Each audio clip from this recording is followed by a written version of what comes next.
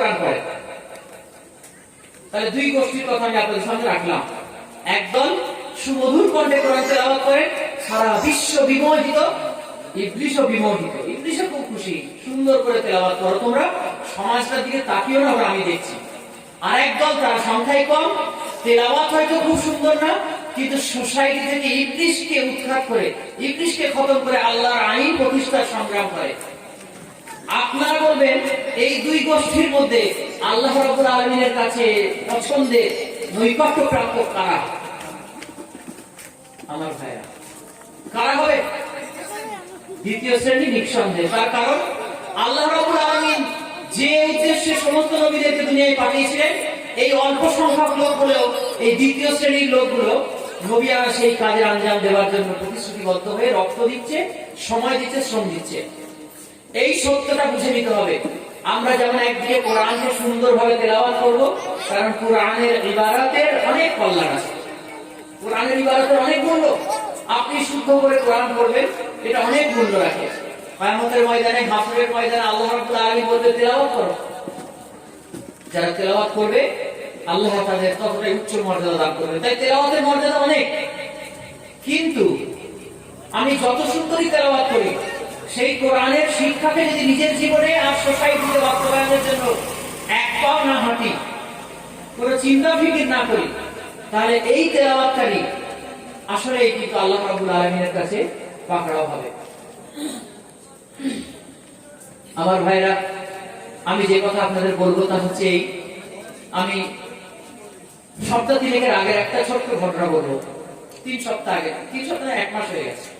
কারণ ওই দিনে আমার স্কুলের, আমি একটা স্কুলের শিক্ষক, আপনারা অনেকেই জানেন, তো স্কুলের মিড ডে মিল প্রোভাইড হচ্ছিল। ওই দিনে মিড ডে মিলের খাবার দেওয়া হচ্ছিল, আমি সেদিন স্কুলে ছিলাম, মিড ডে মিল দিচ্ছি বাচ্চাদের। এমন সময় আমাকে একজন ফোন করেছে, ফোন করে বলছেন, হুজুর আমি অমুক জায়গা থেকে বলছি, আপনি 2 বছর আমাদের এখানে জলসা করে গেছেন। আমি তো কি হয়েছে ভাই বলুন? বলছেন যে আমার আব্বা অমুক তারিখে মারা গিয়েছিলেন, আগামী সোমবারে তার 1 বছর, আর এই জন্য সোমবারে আমরা একটা অনুষ্ঠান করব আব্বার ওই 1 বছর পূর্তি মৃত্যু দিবস হিসেবে।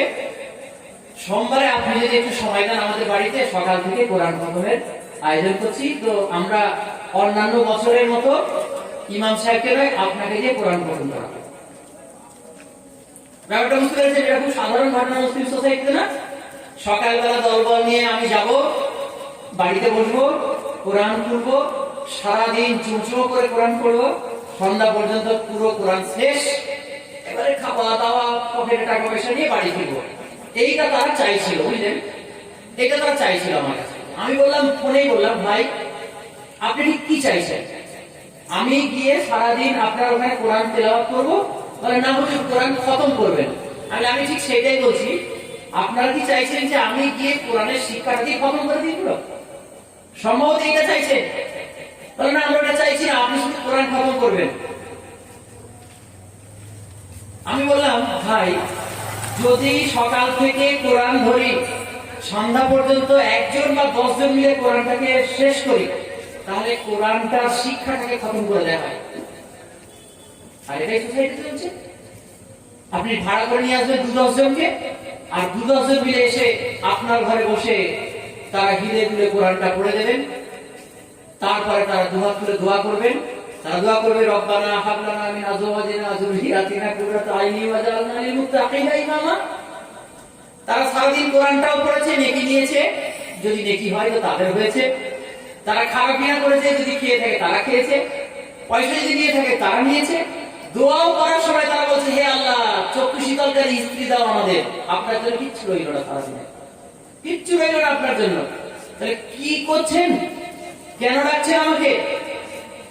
আপনি একটা আয়াত হলেও নিয়ে পড়ুন, একটা আয়াত হলেও আপনি নিয়ে পড়ুন। আপনি পড়তে জানেন না, আপনার ভাইকে বলুন, সে পড়তে জানে না, আপনার পরিবারের কোনো মেম্বার যে জানে তাকে দিয়ে একটা আয়াত হলেও পড়ান। বলে তা নয় পড়ালাম, বক্সাও কি করে বুঝুন? বক্সাতে আসতে হবে, তাহলে আমরা পড়ে দিচ্ছি, আপনি বক্সাতে আসুন। আমি বক্সাতে যাবো, তারপরে বলে ফাতিহা করুন। বলে হ্যাঁ ওইটা করতে হবে। আমি তো জানি লোকগুলো, যাবো বক্সাতে, খাবার সামনে না বলবে এবার ফাতিহা করুন।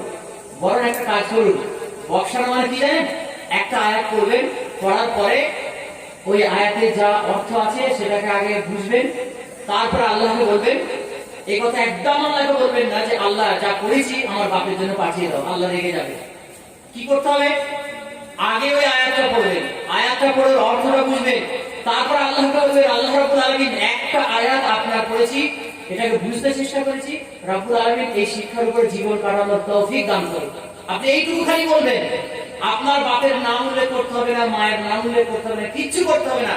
ওইটুকুর জন্য আপনার কাছ থেকে যে কল্যাণ যাওয়ার কথা আপনার কাছে চলে যাবে, অটোমেটিক্যালি চলে যাবে। কাকে নিয়ে আসবেন ভাড়া করে বক্সারের জন্য? এসব পুরো প্রক্রিয়াই নেই ইসলামে।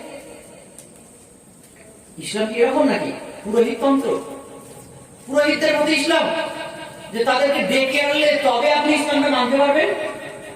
এরকম ইসলাম না। সুতরাং কোরআন খতম করার নামে কোরআনের শিক্ষাকে খতম করে দেবেন না।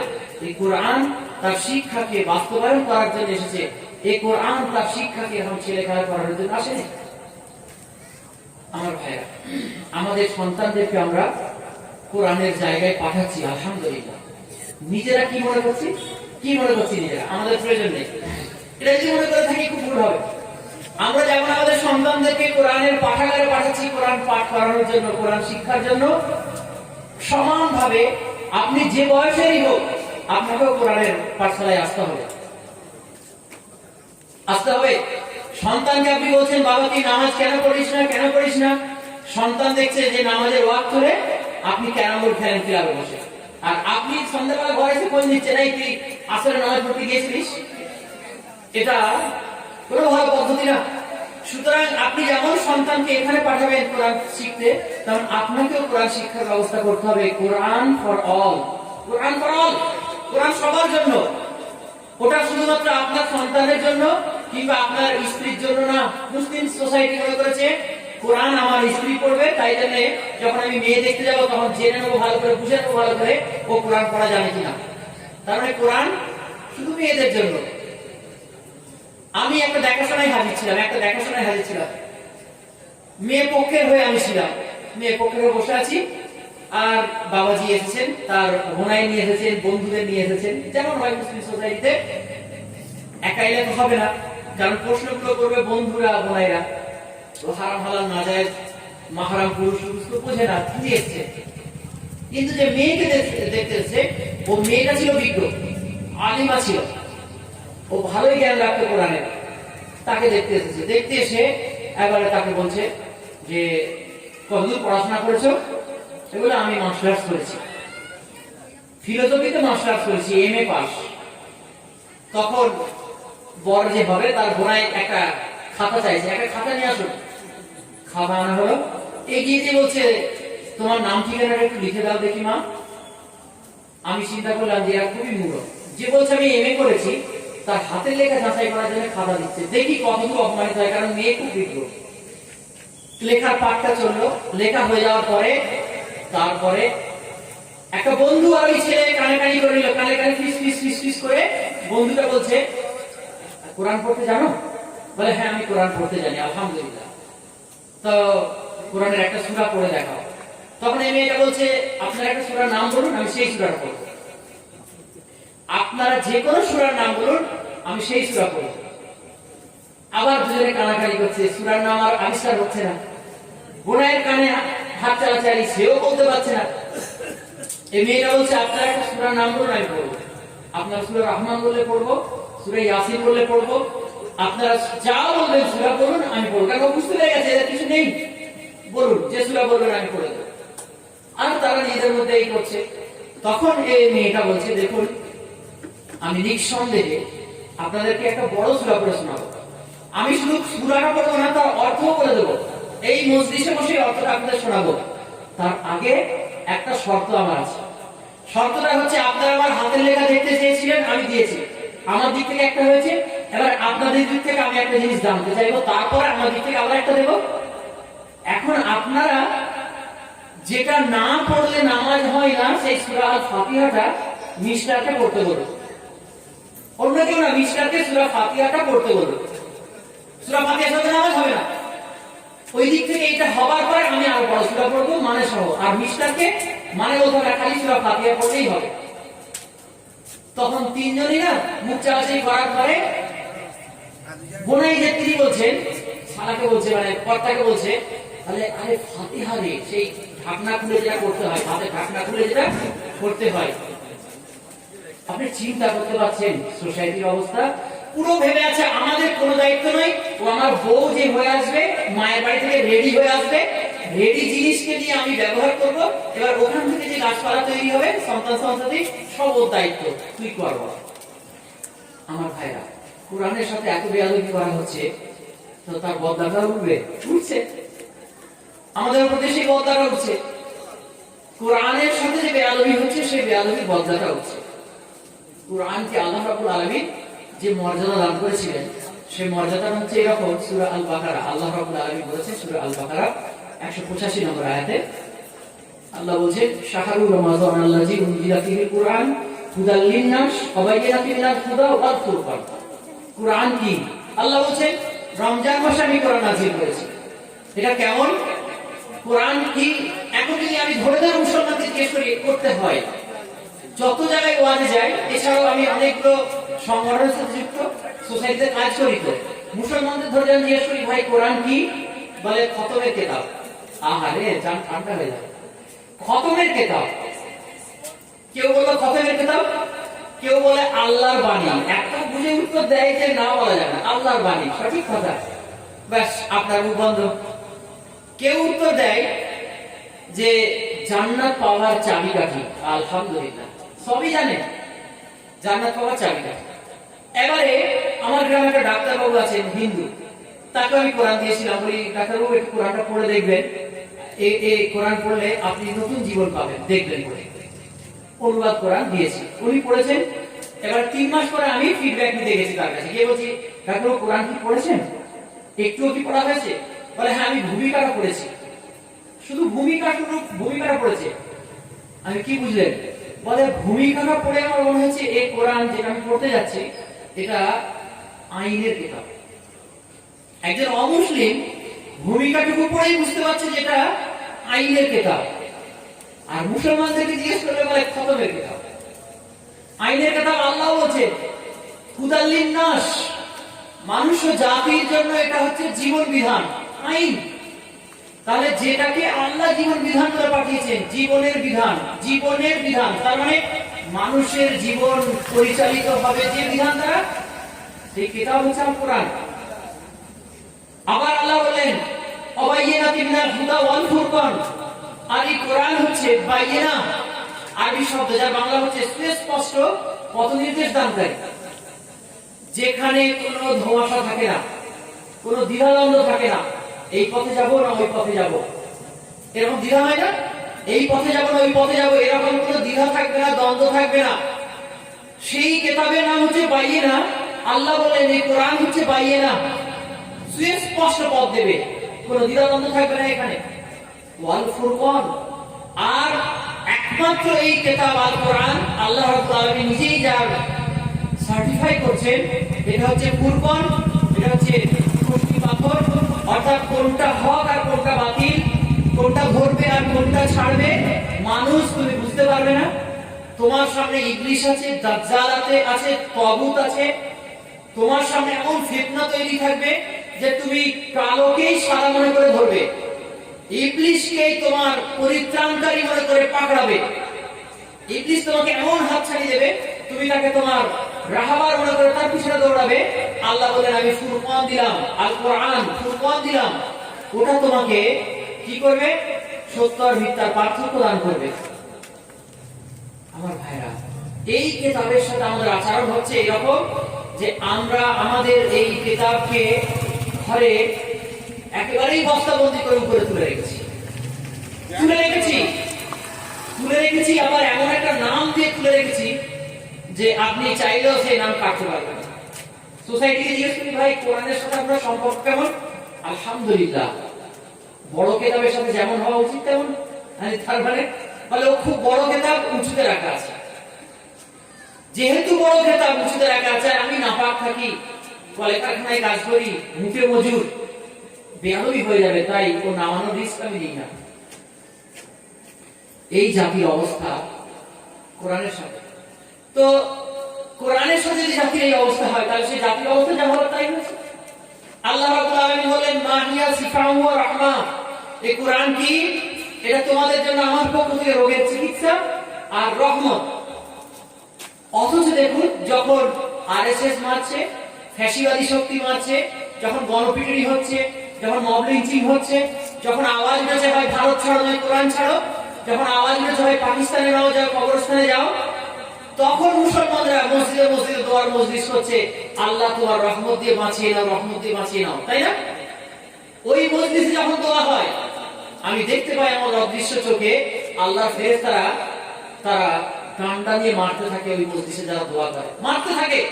কারণ আল্লাহর ফেরেশতারা বলে, তোদের ঘরে আল্লাহর রহমত পড়ে আছে। মা হিয়া শিফাউ ওয়া রাহমা, আল্লাহ নিজে বলেছে তোমাদের জন্য আমার রহমত হচ্ছে আল কোরআন। এই বেটারা কোরআন ছেড়ে, কোরআনটাকে ছেড়ে কোরআনের সাথে অবমাননা করে জীবনযাপন করে খালি আল্লাহর রহমতের তালাশ করছে। আল্লাহ রাব্বুল আলামিনের ফেরেশতার অভিশাপ। একটা গভীর অন্ধকার রাত্রি, পাহাড়ি রাস্তা, চারিদিকে কাঁটা বন, রাস্তায় ছাপ দিশে এবং বড় বড় তীক্ষ্ণ পাথর, খানা খন্দ ভর্তি, আর অন্ধকার, এত অন্ধকার যে আপনি আপনার চামড়াটাও দেখতে পাবেন। এত অন্ধকার রাত্রি, হাজার হাজার মানুষ ওই বিপজ্জনক রাস্তা দিয়ে অন্ধকারে হাঁটছে।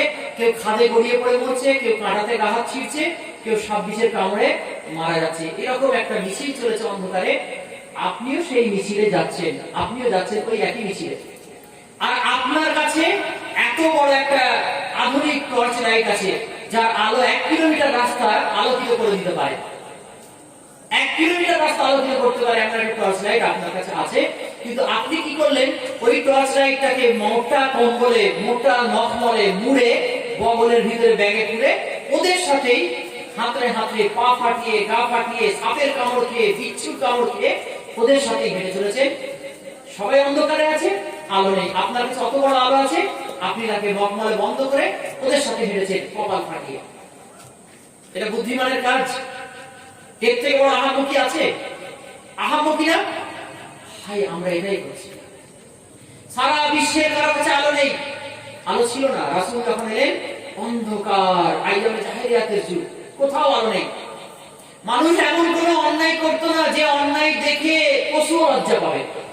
আজকেও মানুষ মানুষকে খুন করে, কিন্তু তাদের খুন করা দেখলে আজকে বড় বড় খুনিরা লজ্জিত হবে, লজ্জিত হবে।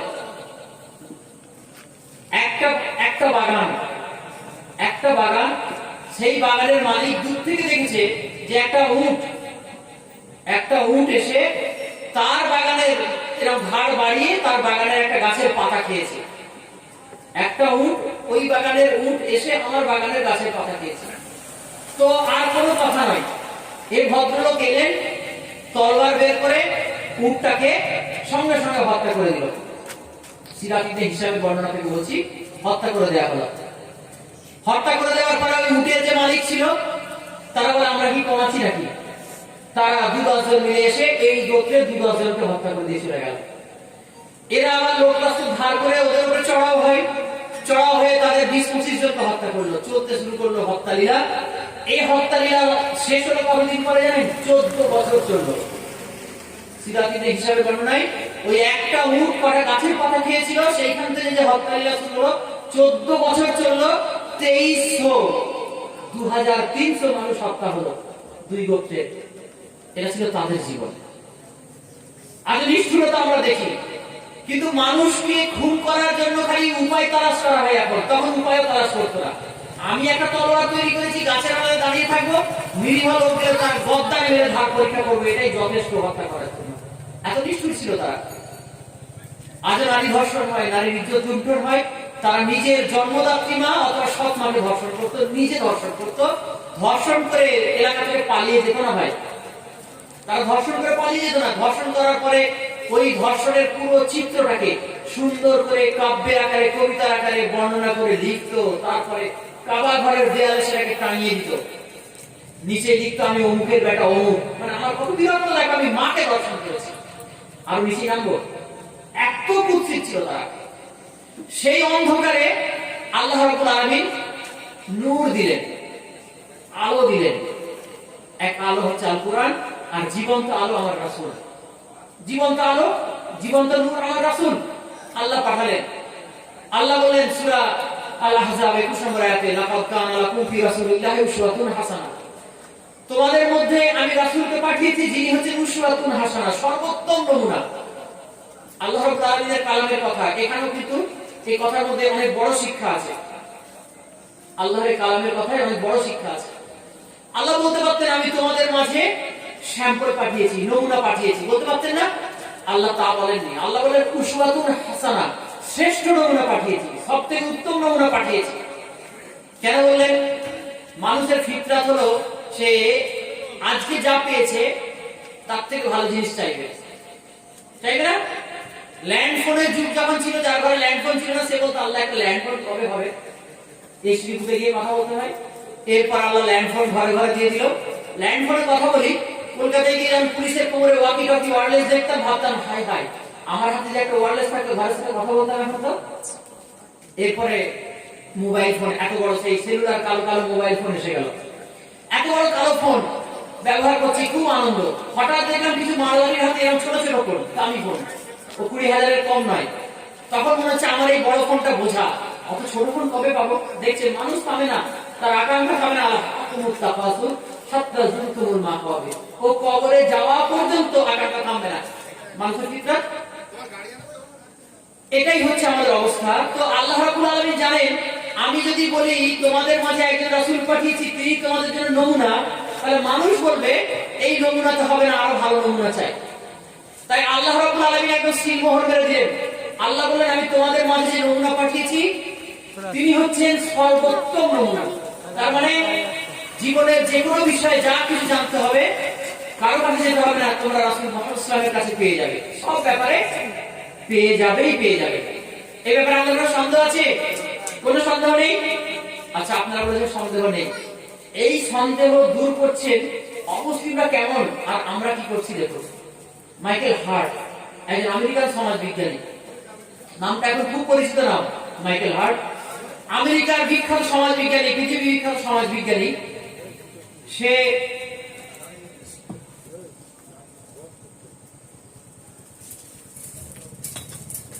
তিনি চিন্তা করলেন যে সব জিনিসের তো র্যাঙ্কিং হয়, সব জিনিসের র্যাঙ্কিং হয়, ফার্স্ট সেকেন্ড থার্ড র্যাঙ্কিং হয়। আজকে পৃথিবীর সপ্তম আশ্চর্য জিনিসের র্যাঙ্কিং হয়, আজকে পৃথিবীর সবথেকে ধনীদের র্যাঙ্কিং হয়, তাই না? আজকে পৃথিবীর সব থেকে শক্তিশালী দেশের র্যাঙ্কিং হয়, সব থেকে বেশি সেনাবাহিনী তার র্যাঙ্কিং হয়। তিনি একটা অভিনব চিন্তা করলেন যে আজকের বিশ্বের সব থেকে শ্রেষ্ঠতম মানুষকে তার একটা র্যাঙ্কিং করা উচিত। এই র্যাঙ্কিং করার জন্য তিনি ইতিহাস থেকে নিয়ে মানে যখন থেকে ইতিহাস লেখা হচ্ছে তখন থেকে নিয়ে, ইতিহাস লেখা মানে আপনি চিন্তা করবেন না যে ভারতবর্ষের ইতিহাস, ইতিহাস লেখা হচ্ছে মানে সেই ওল্ড টেস্টামেন্টের যুগ থেকে, নিউ টেস্টামেন্টের যুগ থেকে তিনি র্যাঙ্কিং শুরু করলেন। তার র্যাঙ্কিং এ মুসা আলাইহিস সালাম এলেন, ঈসা আলাইহিস সালাম এলেন, তার র্যাঙ্কিং এ ইব্রাহিম আলাইহিস সালাম এলেন, তার র্যাঙ্কিং এ আজকে পৃথিবীর নেপোলিয়ন বোনাপার্ট এলেন, তার র্যাঙ্কিং এ হাজার হাজার মানুষ এলো। সবাইকে নিয়ে তিনি একটা র্যাঙ্কিং করলেন 1000 জনের, 1000 পার্সনস র্যাঙ্ক তিনি করলেন।